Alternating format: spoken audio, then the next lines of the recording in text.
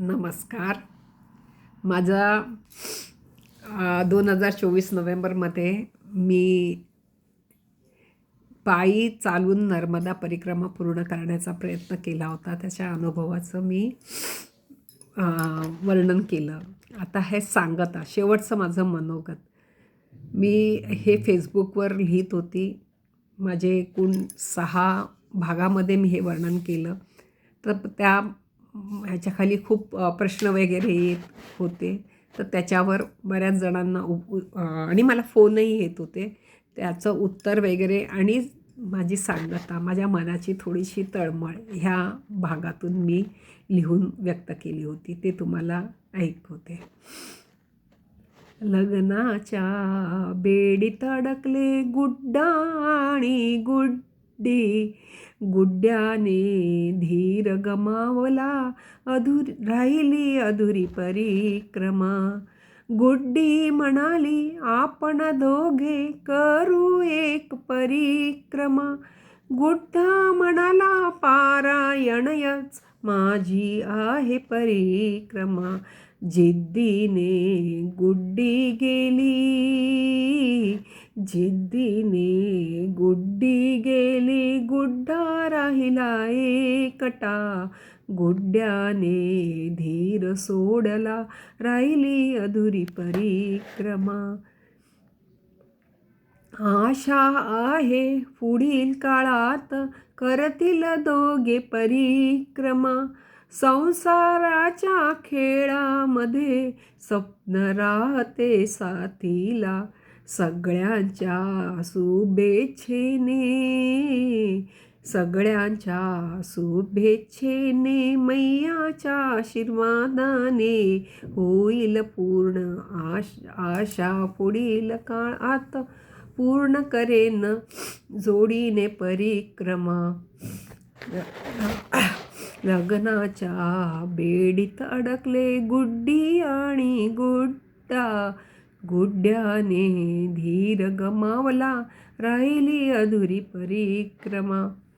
घरी आल्यावर मी खूप निराश होते. आतून फार रागवलेही होते. पण दारात मुलीने रडत मारलेली मिठी, नवऱ्याने धरलेला हात, राग, निराशा सगळं निघून गेलं. श्री ही एका क्षणाची पत्नी आणि अनंत काळाची माता का म्हणतात हे कळले. 2 दिवसाने बोलता बोलता हे मला म्हणाले, माझी आई तुला नेत आहे असे मला दिसले. मी फार घाबरलो. आता वाटते हे त्यांनी मला जर ज्या दिवशी स्वप्न आले त्याच दिवशी व्यक्त केले असते तर बरं झालं असते. कारण मला वाटतं तो दिवस, अंदाजाने मला असं वाटतं की तो दिवस म्हणजे षटकेश्वरचा होता. आंघोळ आरती केल्यावर त्याच दिवशी सासूबाई त्यांना दिसल्या असाव्यात. मला वाटते त्या म्हणाल्या असतील, उमामुळे मी ब्रह्मलोकी जात आहे. यांना वाटले मला सासूबाई नेत आहे. त्याच दिवशी माझ्या अगदी साध्या नेहमीच्या वापरातील जुन्या चपला गहाळ झाला. बाकीच्या सगळ्यांच्या ब्रँडेड महागड्या फ्लोटर्स बूट कोणाचं काही गेलं नाही आणि माझ्या वापरातल्या अगदी तकलादू चपला होत्या त्या गहाळ झाल्या. मोहीपुरा येथे साध्वीने 7 बायकांपैकी फक्त मलाच साडी चोळी दिली. ती साडी दिल्यानंतर तू परत जा चा जप सुरू झाला. तू परत ये असा ह्यांचा जप सुरू झाला होता. मैयाने तर मला साडी चोळी देऊन तू परत जा असे सुचवले नसावे ना. आणि मी ती साडी हिरालालच्या पत्नीला दिली. बरेच जण विचारतात की सगळ्या गावांची नावे कशी काय लक्षात आहे. तर परिक्रमेला जाताना एक वही न्यावी लागते. त्या वहीवर आपण गेलेल्या जागेचा, अन्नक्षेत्राचा स्टॅम्प मारून घ्यायचा. आश्रमातील वहीवर आपले नाव लिहायचे, गाव, फोन नंबर. ही पद्धत आहे. फार सोपी आणि 2 मिनटं लागणारी ही पद्धत आहे.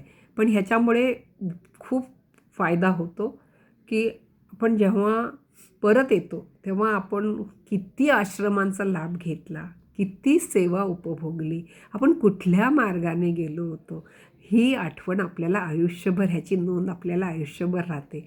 कधी ना कधी आपणही सेवा द्यावी हा भाव मनात निर्माण होतो.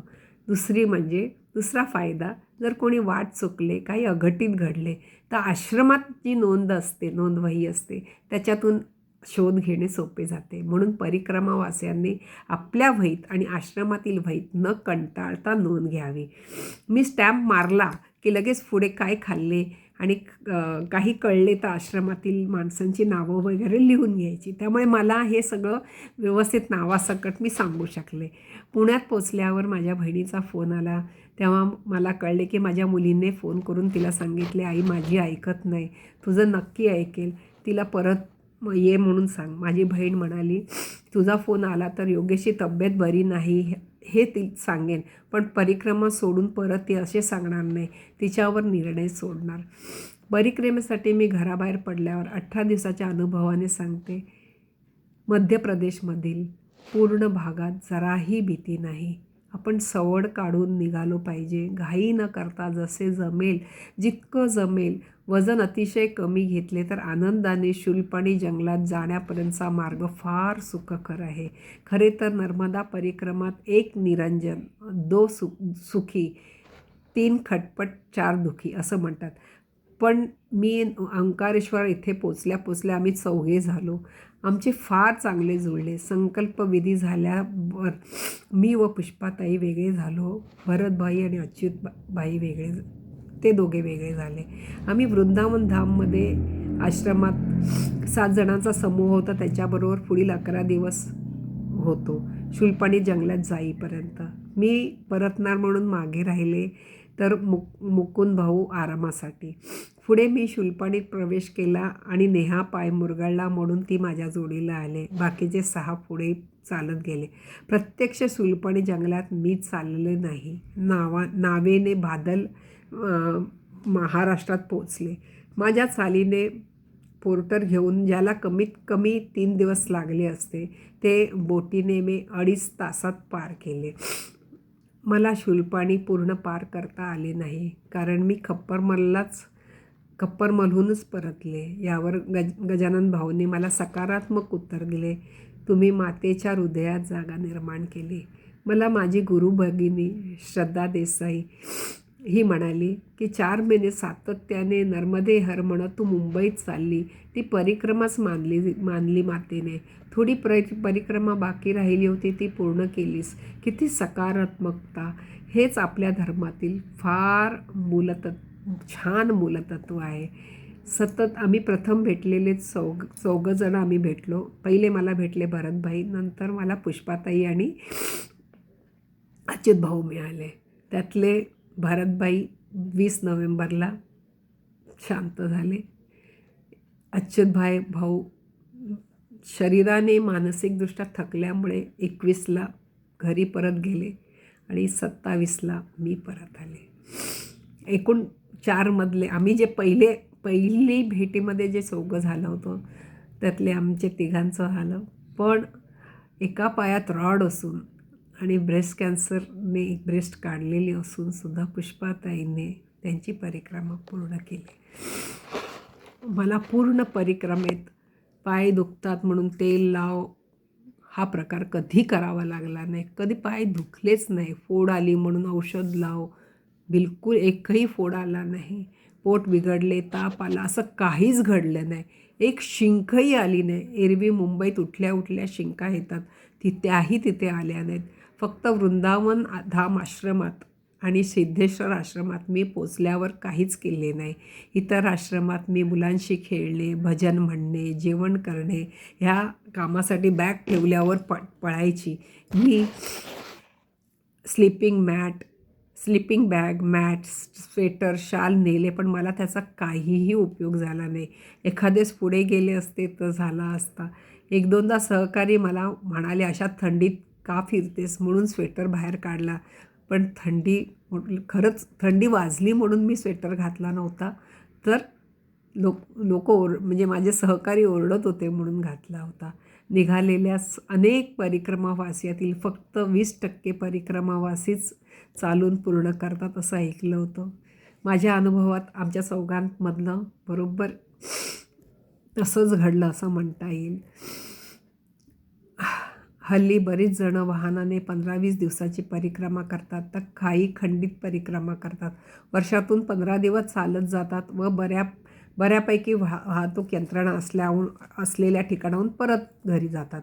पुढील वर्षी जिथून थांबवली तिथून पुन्हा सुरुवात करतात आणि पुन्हा 15 दिवस चालत बऱ्यापैकी वाहतूक यंत्रणा असलेल्या ठिकाणाहून परत घरी जातात. असे करत करत 7-8 वर्षात ही परिक्रमा पूर्ण करतात.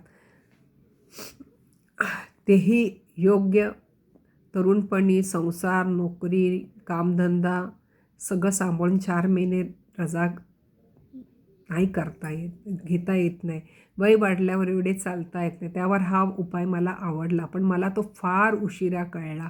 तोही मी इतक्या आडनिड्या ठिकाणी परिक्रमा सोडली आहे की आता ती पुन्हा कशी सुरू करायची हा मोठा प्रश्न आहे.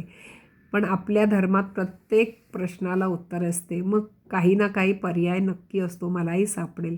आता वाटते की मी मधवानी किंवा मोहीपुराहून परत आले असते तर पुढील परिक्रमा मला तिथून करता आली असते. पुढील 10 दिवसात पोर्टर घेऊन शुल्पाणी चालून पार केले असते. असो, नर्मदा मैयाची हीच इच्छा होती. हळूहळू डॉक्टरी औषधाने आणि मी परत आल्याने यांचा आत्मविश्वास परत येत आहे. पण त्यांच्यामुळे माझी परिक्रमा अधुरी राहिली ही गिल्ट मात्र त्यांच्या मनात वाढू लागली आहे. मी म्हणते त्यांना की आपण दोघे परिक्रमा करू. मैयाने एकटीच का आली, दोघेही या असे म्हणून मला परत सांगितले. तर असं म्हणाल्यावर ते मला म्हणतात, जमेल का मला, पुढचं पुढे बघू असं म्हणते मी त्यांना. दादा महाराजांबरोबर परिक्रमा करणे सुसह्य होईल असे आता तरी मला वाटते. हे मी 2024मध्ये लिहिलेलं माझं मनोगत आहे. आता काही लोक विचारतील, पुढील वर्षापर्यंत का वाट बघायची, आत्ताच दोघे एकत्र जा. मुख्य कारण म्हणजे मध्य प्रदेशमधील उन्हाळा हा फार जाचक असतो असे म्हणतात. त्यामुळे मार्च शेवटपर्यंत जास्त काळ चालता येत नाही. मार्च महिन्यामध्ये 10-11 नंतर तर वजन घेऊन चालणे फार त्रासदायक होते. जर चातुर्मासापर्यंत परिक्रमा पूर्ण नाही झाली तर चातुर्मासातील 4 महिने एकाच ठिकाणी राहावे लागते. म्हणून चातुर्मास संपल्या सर्वजण परिक्रमा सुरू करतात, जेणेकरून थंडीत जास्तीत जास्त अंतर व्यवस्थित पार पडते आणि नंतर गरमीने जास्त चालता येत नाही. जरी गरमीत फार रेंगाळत दिवसाला 10-15 किलोमीटर चालले तरी 8 महिन्यात चातुर्मासाआधी परिक्रमा पूर्ण होते. हल्ली खूप सोयी झालेल्या आहेत. आमच्याच ग्रुपमधील एकाने 4 महिन्याची औषधं आणली होती. त्या औषधाचेच वजन 4 किलो होते. त्यांनी 15 दिवसाची औषध स्वतःकडे ठेवायचे आणि पुढे ते बाकीचं पाठवायचे. अशी सोय त्यांनी करून घेतली आणि त्यामुळे त्यांचं वजन कमी झालं, आटोक्यात आलं. बऱ्याच आश्रमात पोचल्यावर पुढील टप्प्यापर्यंत आपले सामान सोडायचे आहे तसे सांगितले. जवळपास मुलांना रोजगार मिळतो. रात्रीच आश्रमात आपल्या बॅगा बघून ठेवतात.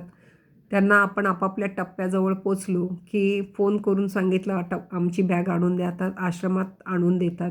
ही मुलं मात्र रोख पैसे घेतात, जीपे स्वीकारत नाहीत. आम्ही 5 जणी जर सोय झाली तर तसेच करतो. आम्ही प्रत्येकी 50 किंवा 100 रुपये जायचे, पण वजनाशिवाय सहज चालता येत होते. जर कोणी आजारी असेल त्यातील एक व्यक्ती गाडीत ती लोक बसवतात आणि बाकीचं सामान त्याच्यामध्ये ठेवतात. अशा पद्धतीने पुढे नेतात. बऱ्याच सुविधा सुरुवात केलेली आहे. एक आठवण सांगते. आमच्या ग्रुपमधील एकीला ताप आला, पण तिची पुढे जायची इच्छा होती. ती गाडीने बाकीच्यांचे सामान घेऊन पुढे गेली आणि इच्छित जागी पोचली. तिला कुरकुरताना पाहून एका स्थानिक बाईने तिला सांगितले, माझ्या घरी ये आणि गरम गरम पाण्याने आंघोळ कर आणि आराम कर. नकार द्यायचा नाही हा तिथला नियम. आणि तिला फार गरजेचीही होती ती गोष्ट. तिने सर्व सामान तिथेच देवळामध्ये ठेवलं आणि ती त्या बाईच्या घरी आंघोळीला गेली. त्या बाईने कडक पाणी दिलं, नवीन साबण दिला, स्वच्छ टॉवेल दिला. आंघोळ झाल्यावर तिला चहा बिस्किटही दिलं आणि आम्ही सर्व आश्रमात पोचेपर्यंत तिने औषधं घेतली आणि आराम केला. आणि दुसऱ्या दिवशीसाठी ती ठणठणीत बरी झाली. हे सगळं निःशुल्क त्या दिवशी आम्ही हेच बोलत होतो, शहरात आपण इतके विश्वासाने कोणाला आपल्या घरी बोलवले असते का? आणि आपण हे इतक्या विश्वासाने सगळं सामान अनोळखी ठिकाणी, तेही सार्वजनिक उघड्यावर सोडून गेलो असतो का? बघा, आमच्या 5 जणींच्या बॅगा होत्या जवळपास आणि तिची स्वतःची बॅग, सगळं तिथे सोडून त्या आंघोळीला घरात गेल्या होत्या. शहरात फक्त व्यवहार चालतो, विश्वास, आपुलकी लोप पावत चालली आहे. मला मनापासून वाटते, आपल्या वागण्यात जरा जरी सेवाभाव वाढला तरी माझी ही परिक्रमा पूर्ण झाली असे म्हणता येईल.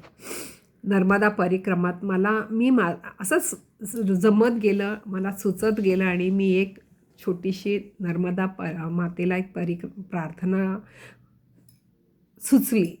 ती म्हणायची रोज तिथे आणि ती मी आता ऐकवते. नर्मदे हर नर्मदे हर, नर्मदे हर नर्मदे हर, नर्मदे हर वरदे माँ, नर्मदे हर वरदे माँ. चिंता क्लेश दारिद्र्य दुःख, चिंता क्लेश दारिद्र्य दुःख, सबके हर ले माँ, सबके हर ले माँ. नर्मदे हर नर्मदे हर, नर्मदे हर वरदे माँ, नर्मदे हर वरदे माँ. परिक्रमा हमरी पूरी होवे, परिक्रमा हमरी पूरी होवे, इतना बल दे माँ, इतना बल दे माँ.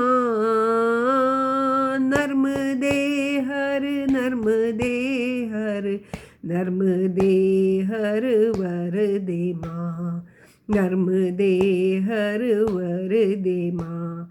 चूक भूल जो हुई हमसे, चूक भूल जो हुई हमसे, माफ़ कर दे माँ, माफ़ कर दे माँ. नर्मदे हर नर्मदे हर, नर्मदे हर नर्मदे हर, नर्मदे हर वरदे माँ, नर्मदे हर वरदे माँ, नर्मदे हर वरदे माँ. अशा प्रकारे माझी 18 दिवसांची फक्त चालून परिक्रमा झाली, पण खूप आनंद झाला. आता आम्ही उद्यापासून वाहनाने केलेल्या परिक्रमेबद्दल सांगेन आणि त्याच्यानंतर त्याची तुलना, म्हणजे दोन्ही चालूनची आणि बसनेची तुलना माझ्या पद्धतीने मला जे वाटलं माझ्या दृष्टीने ती करेन. तुम्ही माझं ऐकताय त्याबद्दल खूप आभारी आहे.